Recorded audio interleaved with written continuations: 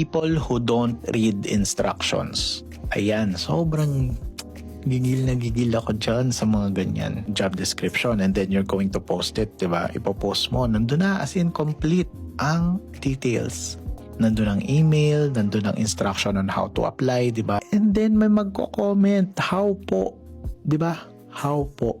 O kaya, how to apply. Nilagay mo na yung instruction, diba? Para sa benefit nila. Ang gagawin na lang nila ay basahin, pero hindi nila binabasa yung instructions. Meron pang isa. Kausap ko yung friend ko. Magka-chat kami.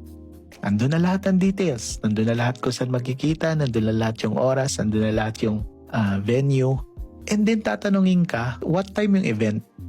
Namumuo yung migraine ko eh. One more example, may mga sellers na nagpo-post online. Tapos nakalagay na doon yung complete details. Minsan nakalagay pa in bold. Read instructions before asking any questions. And then makikita mo sa comment section, how much po. Guys, bakit kayo ganyan?